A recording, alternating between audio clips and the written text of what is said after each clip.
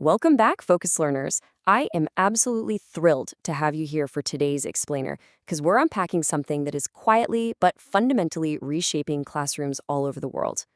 If you follow modern education, you've probably felt like you're drowning in a global alphabet soup of frameworks. I mean, IB ATL, BC core competencies, general capabilities. It honestly sounds like someone dropped a Scrabble board in the middle of a faculty meeting, right? But what if I told you they aren't actually inventing completely different languages for how to teach kids? Today, we're going to investigate how all these global education frameworks actually share the exact same DNA, they're just wearing slightly different outfits. Okay, let's dive right into this. Here's our roadmap for today.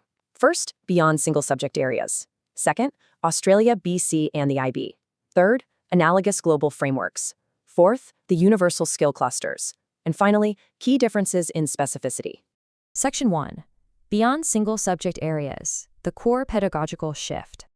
To really understand what we're looking at today, we first have to recognize that education globally is shifting away from just memorizing isolated subjects like math, history, or science in their own little bubbles. Which brings us to a rather fascinating question. Seriously, think about it. What do schools in Finland, Australia, and Canada really have in common? I mean, they have vastly different cultures, different geographies, different local histories. Yet right now, there is a massive, unified global consensus happening right inside their education systems.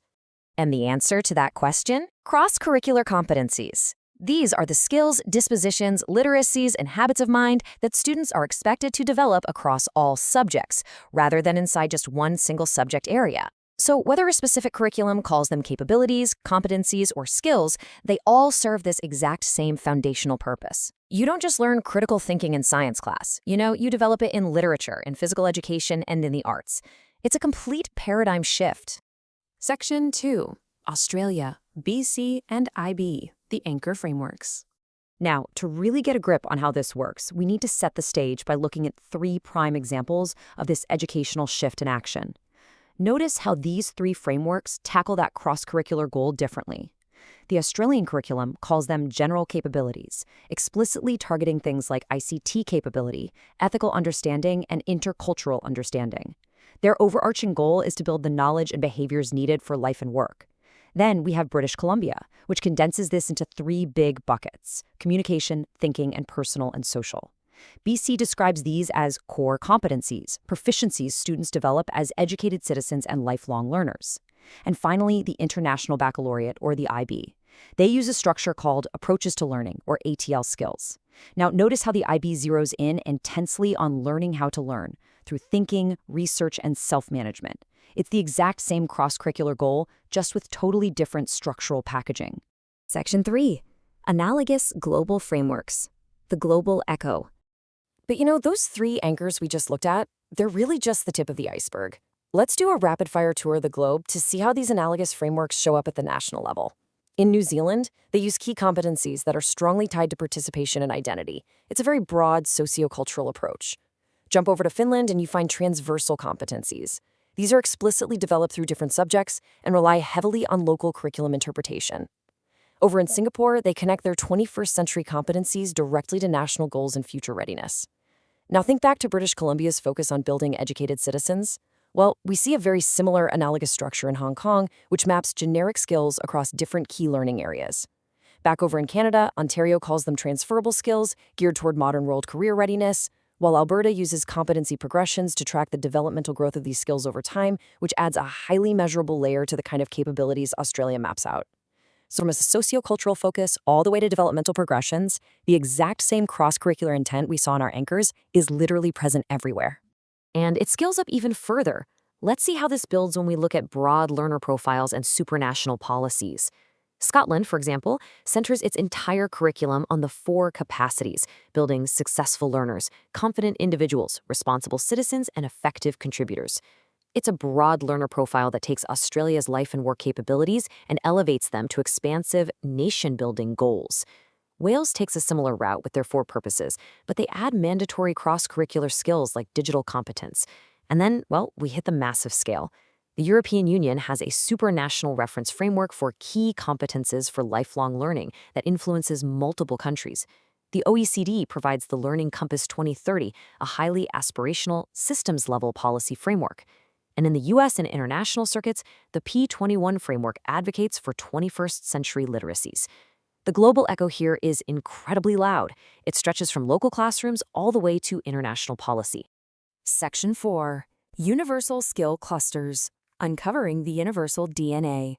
So this naturally leads us to ask, if all these places are basically doing the exact same thing, what exactly are they teaching?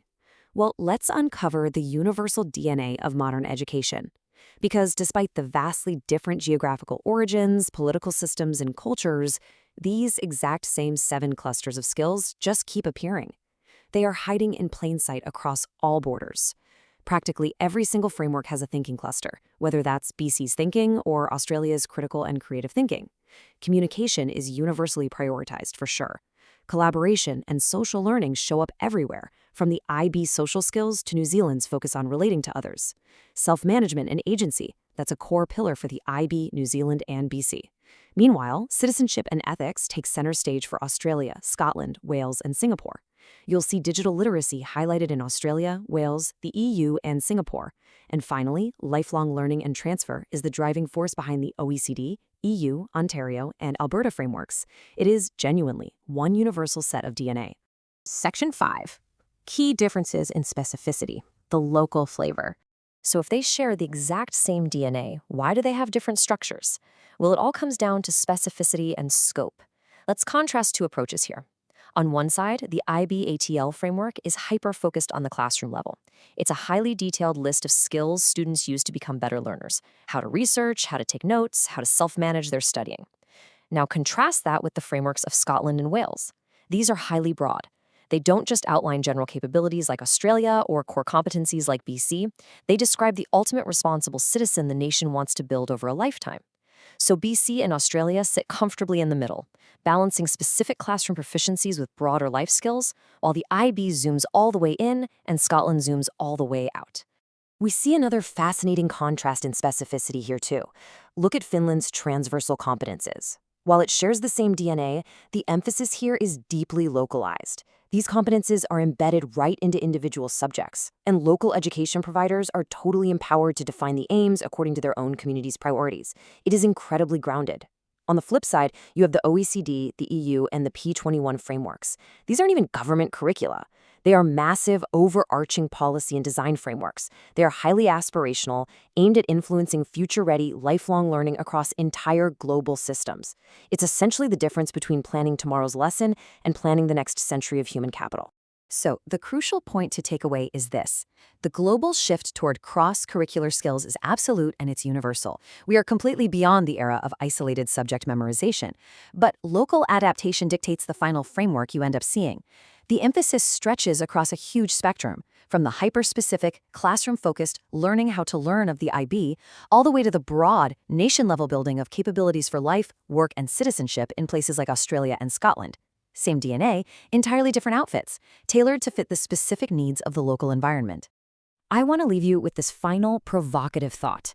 Think about the schools in your own community, or maybe the framework you work within. Look past the acronyms and the alphabet soup. Look at its DNA. Ask yourself, is your local educational framework structurally designed to build a highly effective student, or is it designed to build a specific kind of citizen? The answer to that will tell you everything you need to know about what your curriculum truly values. Keep learning, keep questioning, and I'll see you in the next explainer.